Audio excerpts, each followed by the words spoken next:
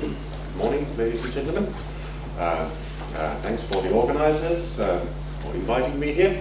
It's a real pleasure.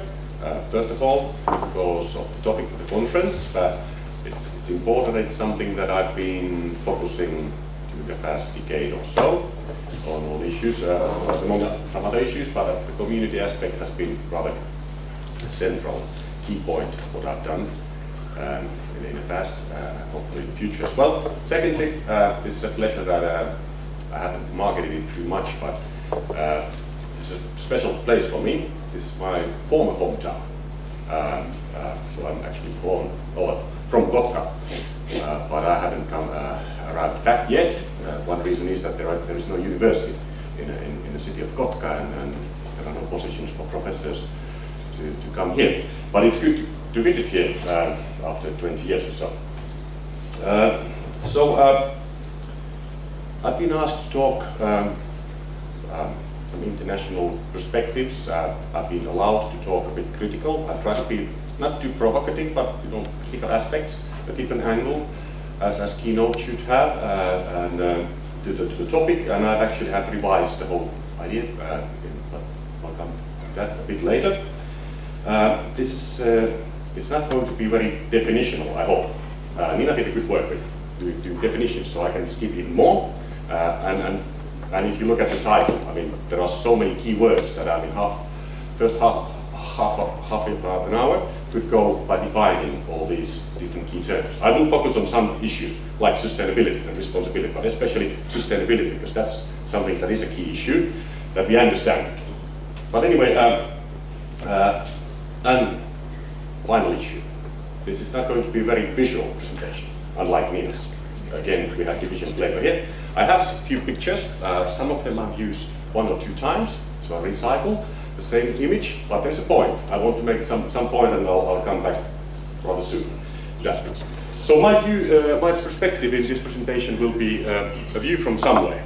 So instead of looking top, I will try to look things from the community perspective. How do they see tourism, and not only their role in tourism, but potentially the role of tourism in their life.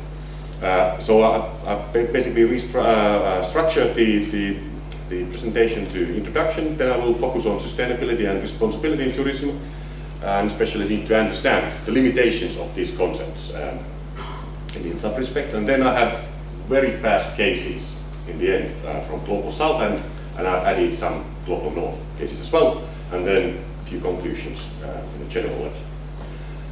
Okay. This is not going to be visual, as I said, but there is this one image that I want you to remember after this presentation. It's not a highly, it's not unfat herring. It is a certain kind of herring, but it's a very specific herring, and we'll get back to that a bit later. But this is hopefully the image you will remember after the presentation. So why to focus on tourism and community in rural development? Well, we have different stakeholders in tourism, and they all have their own specific perspective. But if we look at it from the local community rural development perspective, we can see that there are 3 major issues what we discussed. Point of view.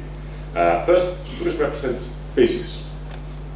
It is a way to make money, revenue. And that's the core of the industry, whether we like it or not, but otherwise we don't have tourism. If we don't make money, there's no tourism. It's something else. And that will be something that the second keynote speaker will talk tomorrow. But as I said, World Bank has stated that tourism is a $3 billion a day business. It's a big business. No wonder why communities want to get their hands on it. Secondly, we can look at tourism from the regional or local development point of view. It's a tool to create employment and well-being to the rural communities. And thirdly, the most recent one, although not very new, but from 1990s, it can be seen as a tool for sustainable development, a tool for to use local resources in a sustainable way, or tool for reducing poverty in the context of UN Millennium Development Goals, for example. Here in this presentation, the specific point focus is on those 2 last ones, the regional local development and especially sustainable development. I'm not a business person, university professor, geographer, so my point of view is more on public in that respect. Tourism and rural development. Overall, tourism is seen mainly as a positive thing for development, for regional development, for rural development. There's a huge potential. It's a growing industry, including Finland. It's widely regarded. It may not do that much money in the end, but it's a very effective tool to make employment, create employment in the regional economies, and especially in the rural context of peripheries in general. It has been seen as a key tool for diversify the economy, and especially work with the declining factor of so-called traditional economies. I have an example here from Finnish Lapland. In a decade, between 1985 and 1994, 70% of the employment jobs were cut off in forestry. 75%. You need some other tools to provide jobs for the local people, and tourism has been one of those tools, although with challenges. We'll look at that a bit later. And very shortly, what are the benefits of tourism in regional and rural development? Basically, it's as I said, direct income and employment to the businesses themselves, indirect income and employment to the secondary and tertiary businesses that support or work with the tourist businesses. Then tourism provides services and facilities to local community, services that wouldn't be there without tourism. Tax revenues for the public sector, of course. It creates and maintains positive image, which is good for tourists, but not only for tourists, but in order to get inhabitants to other fields as well. Tourism is a good kind of branding office in that respect. And then, especially in the peripheries and rural areas, which declining economies and potentially declining images, it's good for the self-esteem, that other people value our environment so much that they are willing to pay hundreds of euros or thousands of euros to come there for a week or two. All very good, but of course there is the other side of the story. Tourism has also some challenges in delivery. Inflation, there are opportunity costs. If you put euro to tourism, what if you put the same euro to something else? Would it create something more? Dependency, and then the nature of income and especially employment.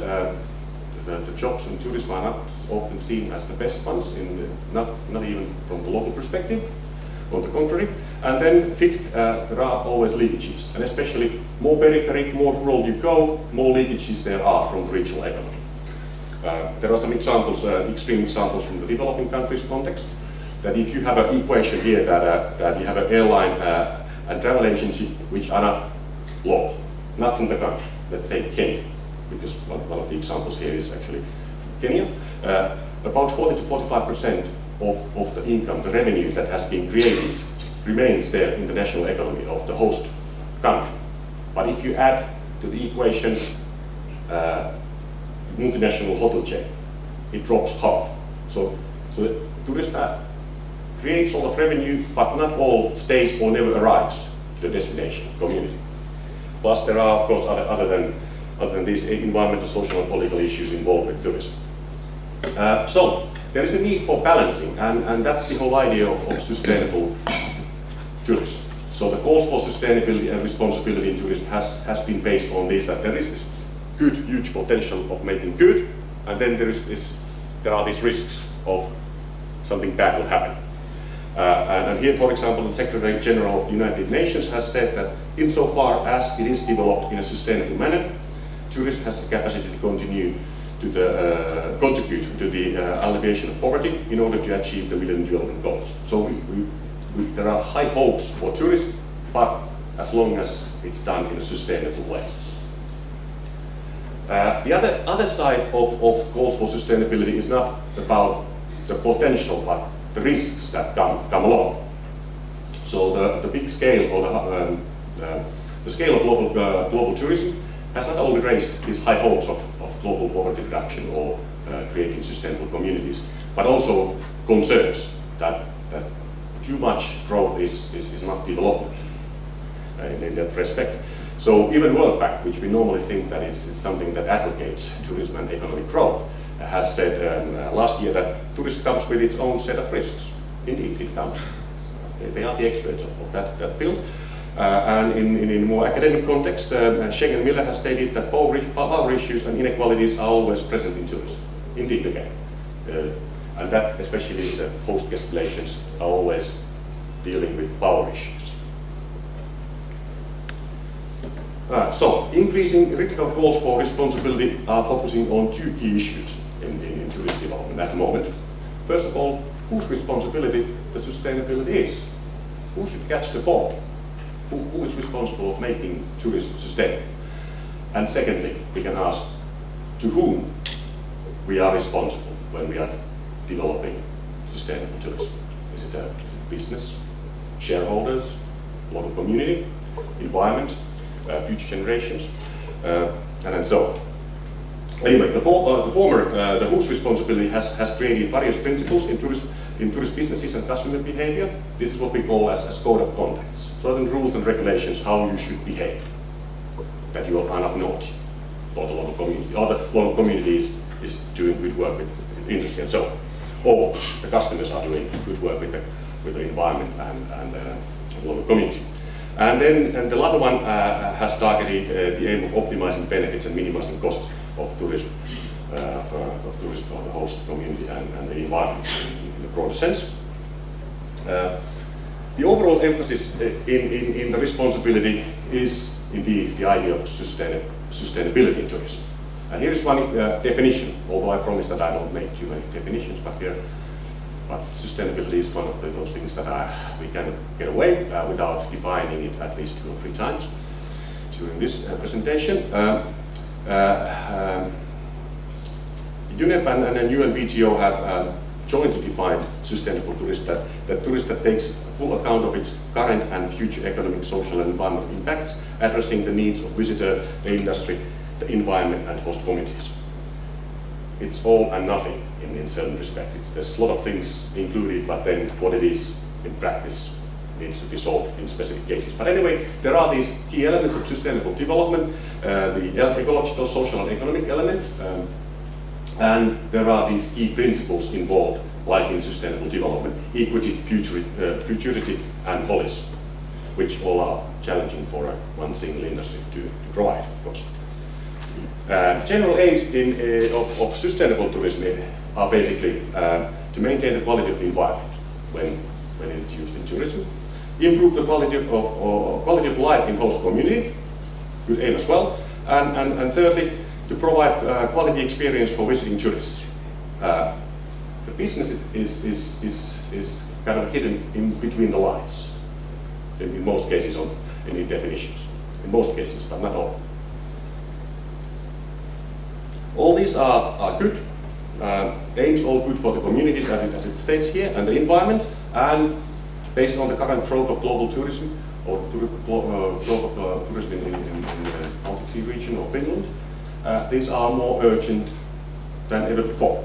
However, we have also increasing voices of criticism towards sustainability and even the idea of responsibility, or the current ideas of responsibility in tourism. For example, Richard Sharpley, a professor from UK, has stated in his latest book that sustainable tourism is an idea whose time has now passed. We need to move beyond sustainability in tourism. Drop it and do something else.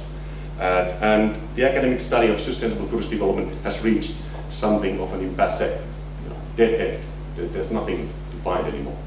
We should stop on talking and studying sustainable tourism. Sounds a bit surprising. I mean, tourism is growing so fast, there's urgent need for responsibility and sustainability in that respect, but on the other hand, academics are saying that let's forget it. It doesn't work. So what's the problem? And now we get back to that visual part of the presentation. So what is the problem? There's something fishy here now, obviously. And this specific fish is called, in English, red herring, meaning that it's something that gives you clues, ideas, that kind of hints that something's happening other than that actually is happening. It gives you misleading, distracting clues of things and issues. So is sustainable tourism a red herring? Is it a smelly fish? A dead fish? Well, in a way, indeed it is, and which explains the criticism by us, the academics, concerning the term that has a strong policy value, sustainable tourism.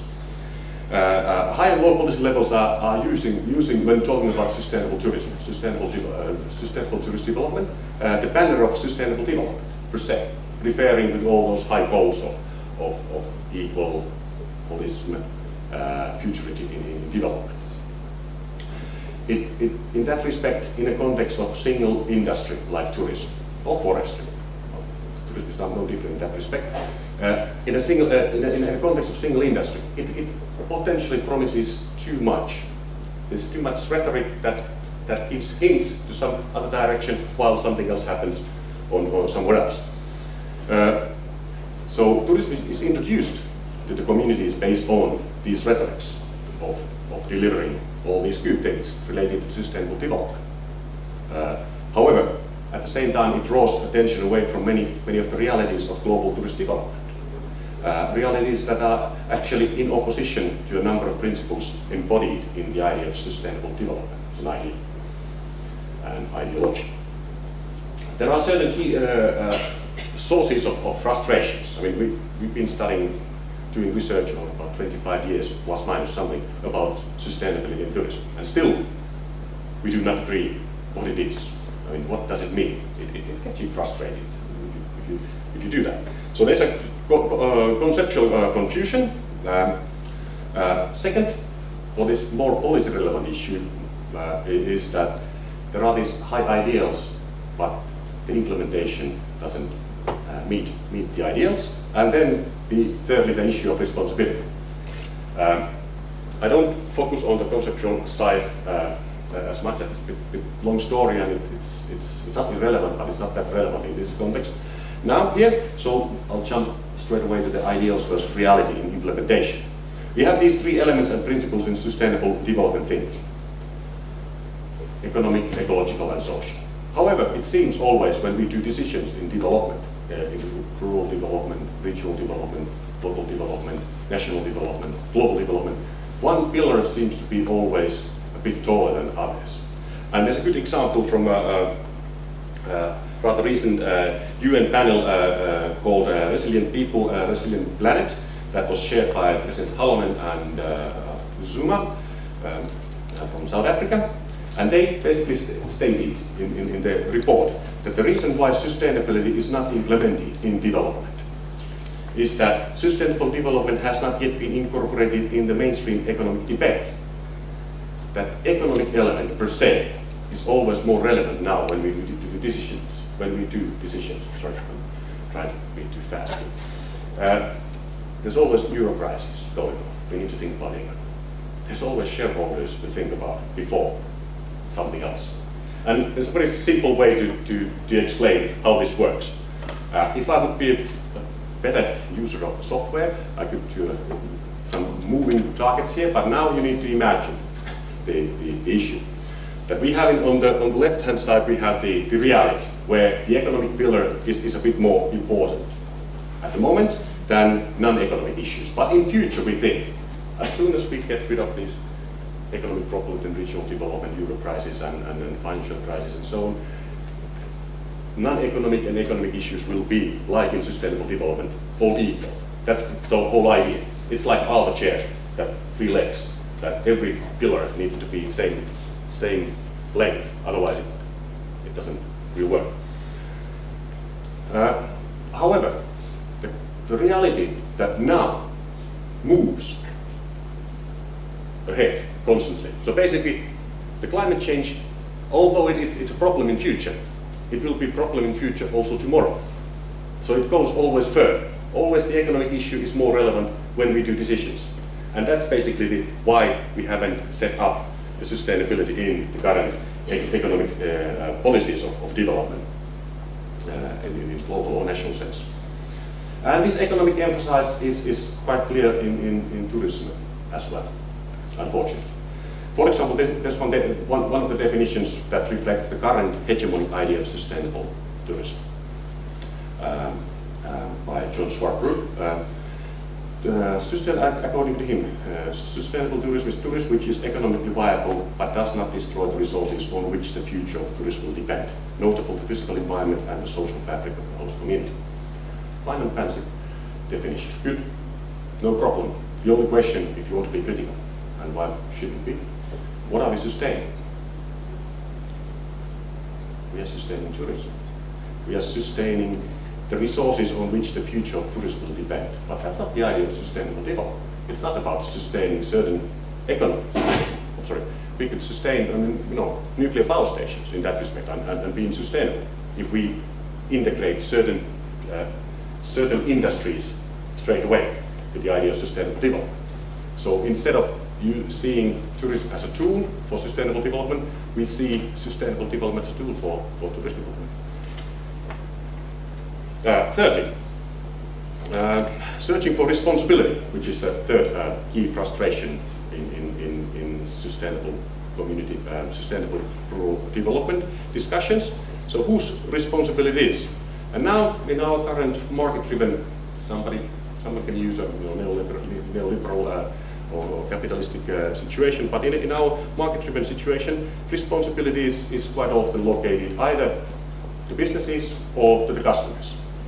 It's the markets that needs to deal with this issue. And we can look, how are the customers? Tourists too. So, responsible tourists. We have been waiting those to arrive. We've seen quite a long time.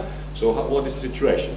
There are increasing assumptions on responsibility. We talk about new tourists. We talk about these new consumers, and there are estimations of how many percent of the population in Finland or in USA or wherever are these kind of new consumers who are more environmentally friendly and do decisions based on environment. There are trend analysis and policy reports that support that. There's different kind of ways to define environmentally aware customers. However, most academic studies, not all, but most academic studies and published studies show that in spite of greening attitudes, environmental concerns remain low in tourist consumption priorities. Palassi and McCool found out that inside this environmental friendly segment, who will go to ecotourist trip to Central America, only 20% of them are actually reflecting, well, based on their criteria, environmental awareness. And we have a bit more closer example made by Linnikka, Matilainen, Torniainen and Kivikangas. Sorry that I'll take it out of the context, but that's what is there. They looked at what is the role of sustainability in rural tourist businesses. Last year published a report, and in their conclusions, not a significant criteria for customers to set up places. So we can kind of summarize that there are still a way ahead, trusting that the customers, the demand will solve the issue of responsibility and sustainability. Okay, responsible businesses. If it's not the customers, we can hook on being responsible of making sustainable service happen in the rural communities. What about businesses? Businesses have adopted many elements of sustainable development and sustainable tourism, but only relatively few go beyond any legal obligations. They do what they have to do, but that's it. There are some good examples, always good examples, who could lead, but the mainstream tourism industry hasn't gone anywhere beyond the legal obligations. Secondly, these principles of sustainable tourist development, from a business perspective, they are rather business-oriented, industry-oriented. Now, an example from Levi Resort. Levi Resort is in Finnish Lapland. It's the largest what we have about the resorts, more than 40,000 bed places. So it's a big thing. It's a mass tourism scale issue. They have a sustainable tourism strategy in place, and according to that, the social sustainability goal is that 75% of the employees should be locals, which is, I mean, rather good, or depends. We need to look at the context. If you compare to other resorts in Lapland, it doesn't look that good anymore. There are some that are not doing that well, but most of the big ones are actually doing better than Lev. And then, secondly, it's a way to legitimize the current situation. They are already almost there in 75%, so it's easy target. Now we've done it. So they are either industry-oriented, or then they are industry-oriented in a way that they are flexible, these principles. And again, we have a very good international example. You can Google that and find out that Tourist Operators Initiative for Sustainable Tourism. It is actually, it's a good system. But again, if you want to be critical and you look at how do you get points, you can do shopping. We cannot be ecologically sustainable, but let's take these which do not cost much, and we get points enough that we meet the criteria of being sustainable tourist operator. And again, that's not the idea of sustainable development, that you do shopping, that we are economically sustainable, but we cannot be socially or ecologically. You should be ecologically, socially, and economically sustainable in order to be sustainable. But there are good steps, but the businesses are not taking the responsibility. Some businesses are. There are good examples, but as a whole, customers and businesses are not. So it doesn't work in a theory. How about in practice? I mean, that's what we have been talking about in a theoretical sense, that there are problems in an ideological and idea sense. And now I will have a very 20 minutes, so I think I can slow down a bit. Few cases. I can see Roger agreeing with me. Thanks. Few cases. These are snapshots. They're not kind of fully cases that but I'll try to that you get the idea about how these things work in practice. Now one could argue that why on earth take examples that are not good? Why we should focus on this? If you want to do benchmarking, you should find the working examples. But on the other hand, I think it's at least, or even more important, to find out those examples which are actually not working and learn from them. Because current innovation policy works, at least in our neighborhood, here in Finland, in a way that you can basically copy and paste innovations, which is that something that works there, you go and benchmark and then you'll take it there. But the context is different. Place 2 matters. It doesn't work that way. So even though innovation policy is this kind of copy and paste, it doesn't work. So instead of doing this positive benchmarking, I will do this anti-benchmarking, that see cases that could do better. So we'll look global south, but I've added yesterday some Finnish examples because I noticed that most of you are actually outside of Finland, and it may be a bit more interesting for you to hear how we are doing there. Any better or not? Okay, so first case, like 1 or 2. One. Go far away. We stay in the same time zone as Finland, but to south, Botswana. I lived there. I was working there 2 years, a couple of years ago, and I was part of the local university and the creation of a tourism management program there. And we did some studies as well, and still are doing. Here is a tourist policy view on rural development. Botswana has the first tourist policy was created in 1990, and then it was revised in 2008 and 2009 by UNWTO. So basically, they have a tourist policy, like we have here in Finland. But as here in Finland, there are plenty of other policies that actually affect on tourism. It's not only the tourist policy, but it is in a vacuum there, and now all the things that affects on rural development and rural tourist development are dealt with tourist policy. No, there are these other, rural, for example, rural policy, rural development policies, and all kind of things. nature conservation policies, which affect greatly. But we focus on these specific tourist policies now.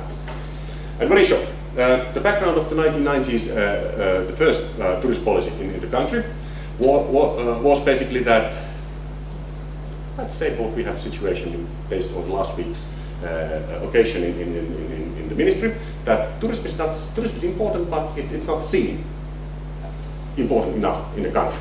And it needs to have a policy, something that boosts the visibility that tourism is actually a big thing. Secondly, there was a potential of growth, but it needs to be capitalized. So it needs a policy.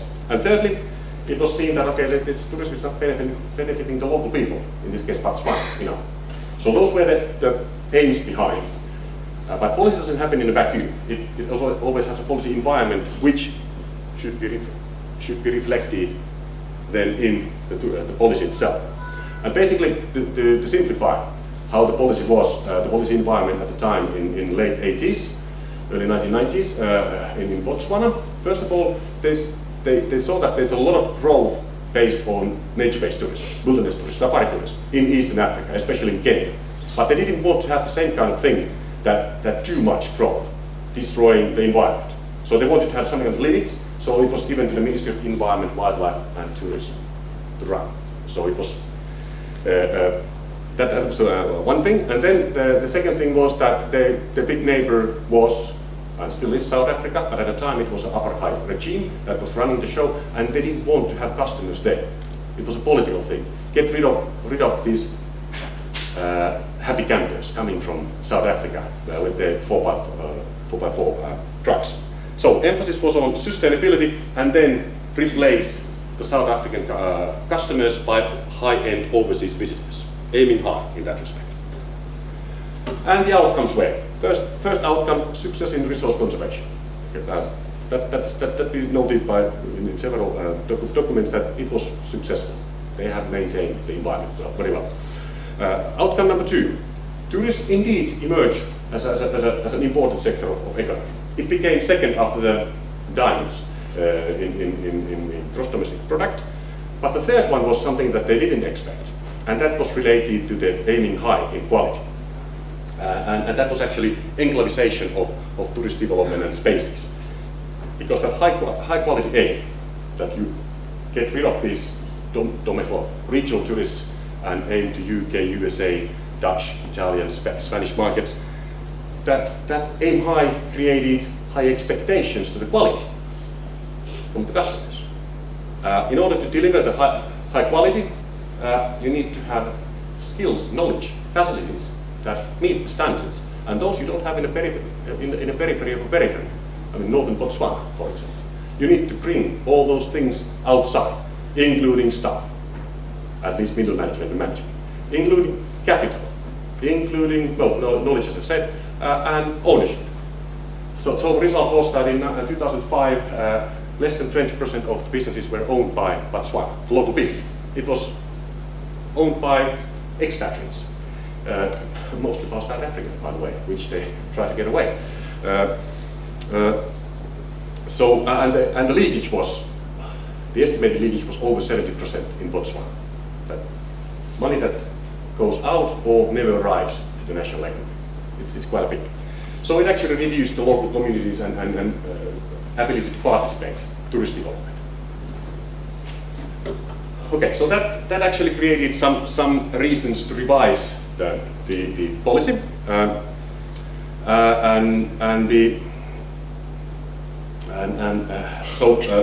the revised policy aimed to participate local people more to the businesses, diversify the national economy, and then diversify the visitor segments. Not looking only overseas visitors, high end, but also regional and some middle, to get a bit more broader product. And the policy aims were strongly geared towards local communities and rural areas. As I said, it tried to diversify the product, not only as what the product is, but also where it is sold.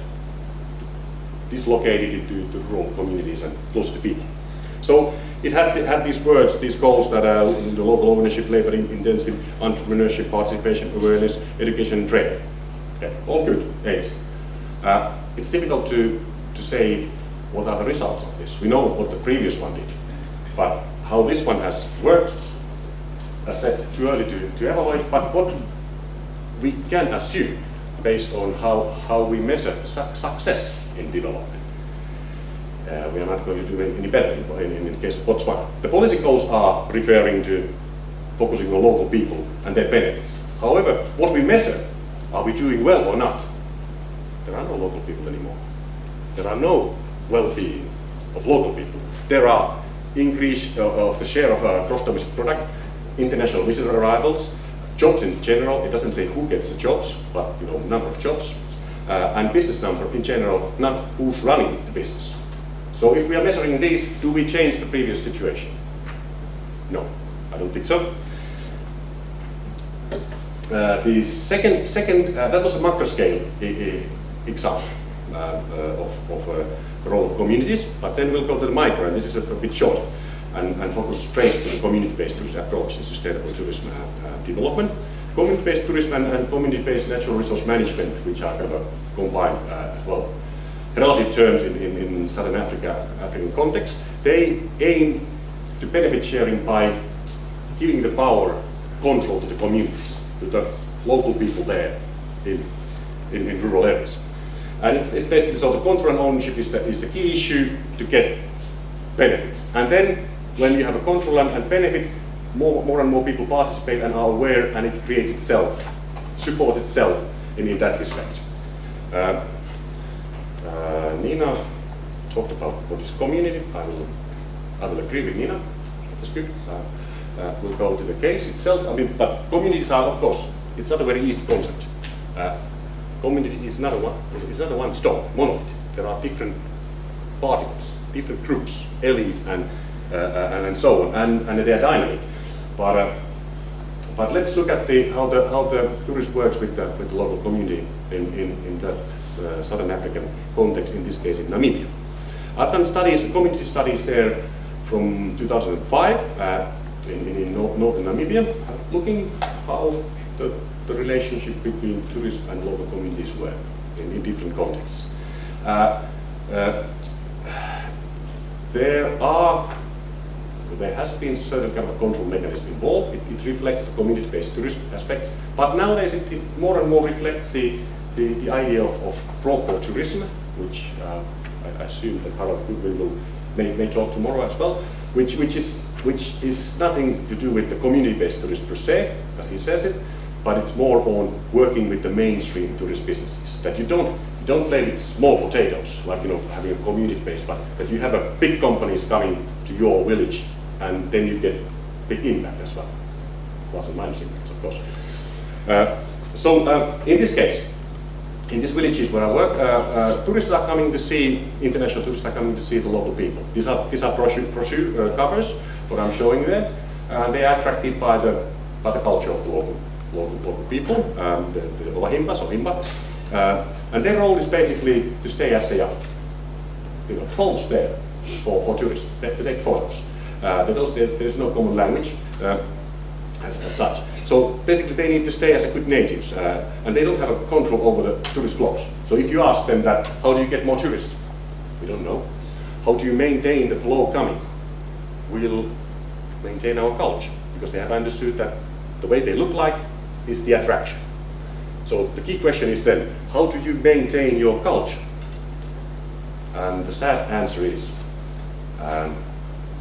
we do not send all the kids to school, especially the girls.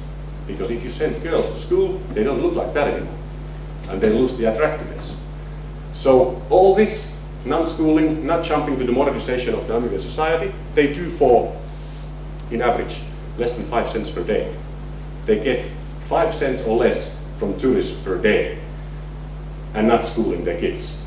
And this is how the community tourism in this case works. So it doesn't give a positive sign for the issue. So basically, benefit sharing. We have these models, as I showed. But is this the best that the mainstream tourist industry can do for community development? The upper left is the hotel view, where the tourists are coming, the pool, and the town is the community. And what they get is the empty bottle where they put the water, what they drink. Okay. So, okay, but these are things that we see from the television. Okay, things happen there far away. Developing countries are sad. But they do happen in our neighborhood as well. Of course, not in that scale. But now I know I'm the thin ice when I'm using this example, but I promise to be critical, and I'm reading the past. It's not existing anymore. Finnish Strategy for Development Program for Tourism. That was done in 2000. It ended in 2007, right? It said that rural tourism aims to sustain locally rural economies and protect the environment. It stated that rural tourist development aimed to benefit local communities and their well-being, to maintain rurality, rural values and way of living. All good. I think this is what we will go to talk a lot during this and tomorrow. However, let's look at the development indicators of that strategy. Utilization of rural tourist accommodation. So accommodation capacity, how much is used? Capacity that is there, fine. Total turnover, and employment effect. But it doesn't define who gets the jobs, what kind of businesses, and first of all, how does this relate to the goals? The benefit of local communities and their well-being, and especially to maintain rural values and way of living. I mean, more tourists, we have more rural value and rurality there left. So there's no indicator reflecting the goals of their way. Sorry, this is past tense. Their way, no indicators. So it represents what I started, that there are this business perspective, regional development, and sustainable development perspective. This is the business perspective for rural tourist development. Fine, it's the core, but if we talk about well-being of communities, we should expand the focus a bit. I don't give you this, too many numbers, I know, but this just reflects what I meant to say, although I hope I was clear enough. These are examples of the regional economy numbers in northern Finland. I've been doing some of these, Inari, Pelkosenniemi, and then my colleagues have done the rest. They are a bit old, but they are from the same time, so that gives the possibility to look at them. What the rural tourism development program looked was the yellow lines. How much employment and income. However, what I'm suggesting here is that we should also look beyond the yellow lines here and look who gets the jobs. And here is a good example of looking the structure, how it works. If you look at the middle section there, the percent of recreation and other services, that means safari companies. They're taking people to outdoors. Those municipalities that have low percent, like Inari and Pelkosenniemi in red, they have a high percent on linkage, as you can see. So if your businesses in your municipality are not so much nature-based, let's say rural tourist oriented, but more on this mainstream tourist oriented, resort kind of things, and so the leakage is high, and it means that it's not the local people you employ, but someone else, seasonal workers. Again, it's an employment effect, but for rural development, well-being, that's not what we talk about, right? And some of you may have thought that there was something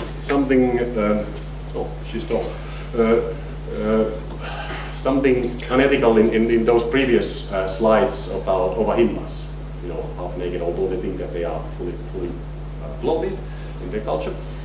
But we do the same. It's a bit different. I mean, this is from Finnish Lapland. Mainstream tourism is working in rural community there in Western Lapland. What is she selling? Don't say, just think. But anyway, she's not selling anything like that. She's selling properties, second home plots, obviously. Okay, conclusions. I have my 5 minutes or so. It's a bit fast drive, but I now will slow down because I don't have many conclusions, but I'll just wrap them up. first conclusion is that I should retitle the presentation. I was talking about the role of communities in tourism, but instead I think we should talk, at least I should have talked, under this title, the role of tourism in rural and community development, the need for sustainability, that we emphasize the role of community in the center and how tourism can contribute to that.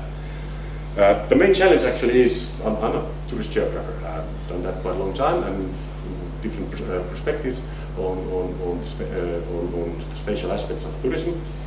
But the main problem I can see, what I do and my colleagues, is that we study tourism. It sounds a bit weird, but we end up looking, for example, at the impacts of the tourist industry. While we say something else, we imply that we're actually focusing on how tourism contributes to the local development, sustainable development, but in the end we look at how it contributes to the industry itself. And that's not the idea. There's nothing wrong to look at the indicators. I've been producing this, that how many employment jobs and euros. They are important numbers to know, but then if we want to see that how it contributes to regional development or the well-being of the rural populations, we should contextualize those numbers there and find indicators for that one. Indicators come later. So sustainable development in tourism is about the needs of people and aim to provide well-being and quality of life. They are the center. Okay, secondly, retitle the presentation, relocate the responsibility. It seems that it doesn't work, as I said. It's not working that we'll give that to the markets and you'll deal with it. We have seen that with the climate policy. It doesn't work that way. There's what the economists say, that is market failure. You know, take the future costs to the present day, because there will be future costs, but we just duck in the front of them. So we are using these corporate social responsibility issues. This is something, it's a good thing, but we are not going to solve the problems based on that in a mainstream tourism. Some companies will do good, but the mainstream tourist business will operate in a way that it will think about so-called shareholders, meaning the revenue in the end. Because that's the point for the business to do. So we need to have a stronger external policies. Some people call legislation, but that's it, good. But after all, tourism is a private sector economy. We shouldn't emphasize too much out of it. To expect the industry to decentralize its own role, position and substantially share benefits in its own operations, may not really be realistic. Why would we assume that the private business would give a major part of its operations to outsiders without any benefits? So we need external frameworks, legal frameworks or other such things. Thirdly, we need to rework the indicators as well. That I've already said 2 times, so I don't think I need to underline it too much, but we need to have indicators that reflect what our goals say in rural tourist development. If we talk about well-being of the local population, we need to have indicators that look well-being of the local population, not well-being of the industry, which may employ local people or not. This is my last slide. And we need to replace tourism, as I said. You can read this one while I give the chair back to his power. Thank you very much.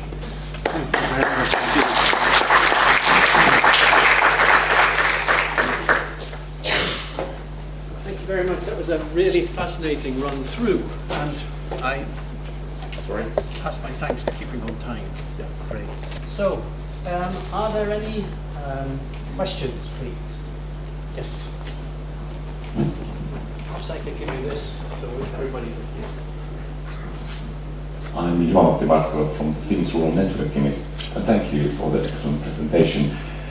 I was reading today's newspaper about the news that in Zimbabwe they are planning to build a Disney World near Victorian Falls.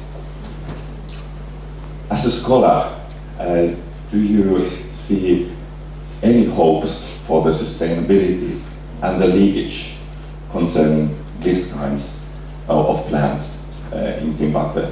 And it was said that 200 million euros government of Zimbabwe is investing in this plan.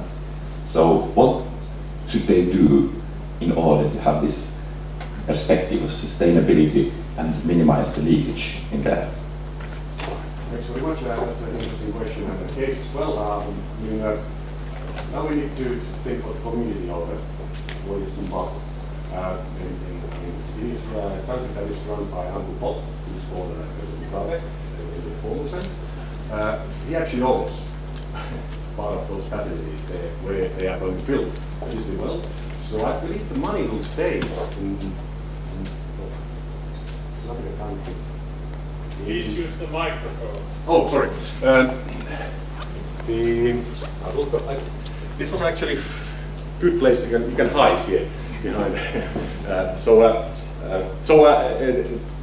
I said, it's an interesting case. President Mugabe actually owns some of the facilities there in Big Falls, and I believe that those are linked to those facilities. The money that actually is generated there will be leakage, but there will be major money flowing to the nationals of Zimbabwe. But then it comes to the issue, the community, that we have elite, we have certain people who benefit from tourist development, and then the big majority who will never see any benefits out of tourism, or if they see, they will be in a position that they get employment in a low level of cleaning places, so which is good in that country as well, where the unemployment rate is 90-something% in Zimbabwe. It's 90 or something. So there are problems, but in general, jumping out from Zimbabwe, those projects will normally benefit those places where the capital comes from. Any other questions?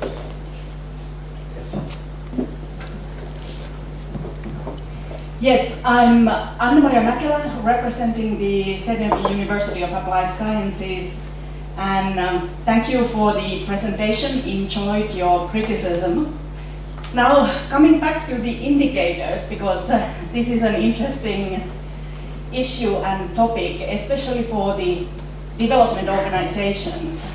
Now, in the developing countries, those who are working with the tourism development projects for sustaining the cultures, the nature, and the profitability and the economy, they don't want to have indicators for which you would need to hire researchers to do surveys that take 1 or 2 years.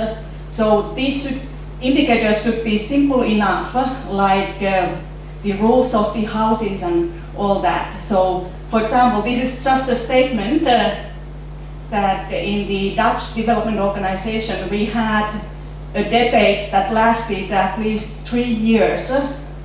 How do we develop indicators that are quite easy to collect and that could be collectible by the local people themselves? Thanks very much. That's a valid point. Very shortly, indicators have ideal indicators have certain criteria that what they should be. Easy is one of those. That it should be easy to collect. But there's also a criteria relevant. It should be relevant for the goal. And now you need to stabilize in some cases. And quite often we end up having indicators that are easy and almost relevant. Again, give it a case in one resort in northern Finland, not going to the developing countries context, but this happens in our neighborhood as well. They looked at how well they are doing in recycling. And that you would, if you want to look at relevant, you look at how much goes in and how much of that to the resort, how much is recycled. And you weight that. But it's too difficult, of course. You cannot do that. It needs someone to hire. So what they do is that they ask the customers that how well are we doing with recycling? And the smile is that 1 to 5, very good or not good at all. But does it reflect, are they doing good with recycling? No. So I agree, it's difficult to have good relevant indicators that would be easy to collect, and that's why we don't have good relevant indicators. But I was just calling in the name of Keynote, we should have. But thanks. We have one final question. Okay, I have a question of my own that I'd like to put to you. The implication from one of the things you said earlier in your presentation was that the involvement of outsiders, externals, was not to be encouraged. Is this really true when you look at the nature of changing rural areas, especially in Northern Europe, where communities have fluxed and changed for centuries? Okay. Thank you very much. Obviously, communities and cultures are not created in a vacuum. There is an exchange and flows, and it doesn't mean that if you're not a third generation born in Miehikkälä village, you're not from Miehikkälä. I mean, I didn't meant to say that outsiders are bad. Outsiders are quite often needed. Outside capital knowledge are needed, but then benefits are also needed, not only or mainly for outsiders, but to the people in the communities. If we talk about tourist business, fine, I don't have a problem of looking how many employment, how many euros. But if we talk about sustainable rural development in the name of increasing local well-being and quality of life, then we should also look at the benefits that go outside the core industry. Okay, thank you very much indeed.